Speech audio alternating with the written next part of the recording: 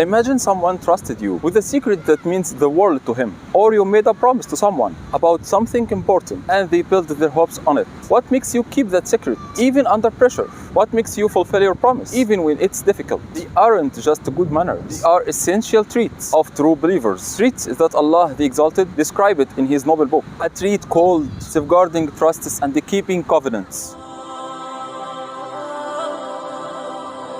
Welcome to a new episode of Islam Short. I am Amr Abu Alwafa, and today, by the will of Allah, we will talk about two inseparable qualities that Allah the Exalted made a clear mark of the successful believers in Surat Al-Mu'minun. Two qualities that build trust, preserve rights, and strengthen the fabric of society. These two qualities are trustworthiness and keeping promises. Allah Almighty says, describing the believers, and they who are to their trusts and their promises are attentive. Pay close attention to the precise expression, attentive, not just fulfilling or preserving. What does trust mean in plural, and what is a promise or covenant? What is the significance of the word attentive in particular, and how does this quality lead us to the success Allah promised to the believers? Let's explore together step by step. Linguistically, Amanah comes from the root of safety and security. It's the opposite of betrayal. In Islamic terms, it has a much broader meaning than just safeguarding someone's money. A trust is any right or responsibility you are obligated to protect and fulfill. Anything you have been entrusted with is a trust. Allah Almighty says, indeed we offered the trust to the heavens and the earth and the mountains, and they declined to bear it, and they feared it, but man undertook to bear it. Here, the trust refers to all religious obligations. It is the responsibility of a choice that Allah placed in humanity. Your body, your health, your time, your knowledge, your job, your children, the secrets people share with you, all of these are trusts, and the Quran uses the plural, their trusts, to emphasize their wide variety and the presence in every aspect of a believer's life.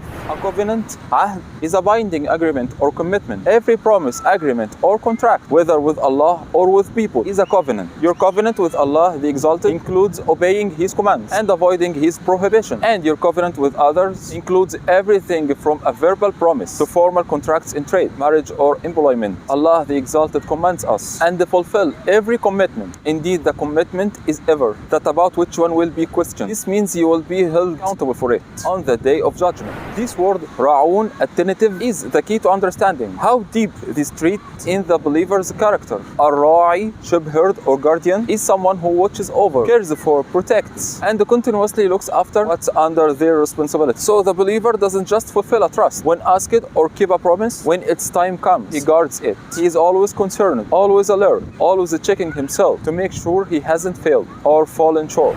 This attentiveness is a state of constant responsibility and awareness towards every trust and every promise, just like a shepherd watching over his flock at night. In every single area of life, in your relationship with Allah the Exalted, by performing acts of worship sincerely and using His blessing to obey Him. In your work, by being excellent in your job, doing it properly, and keeping company secrets. In your home, by caring for your spouse and children and keeping household matters private. In your financial dealings, by repaying debts and being honest in buying and selling. In your speech, by being truthful, conveying words exactly as they were said, and guarding people's confidences. In public responsibilities, if you are in a position of leadership or authority, you must be trustworthy and fair.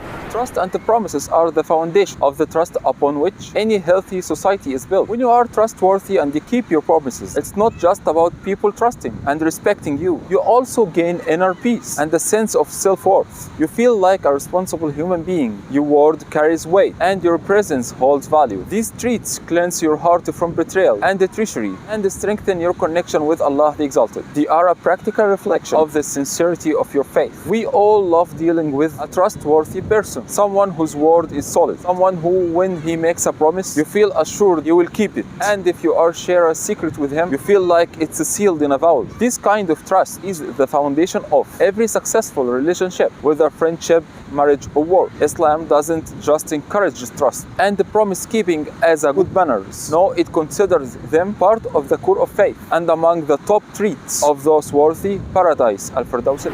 In the end, in Islam, trust and keeping promises are not just moral options. They are religious responsibilities, acts of worship that draw us nearer to Allah and the signs of true faith.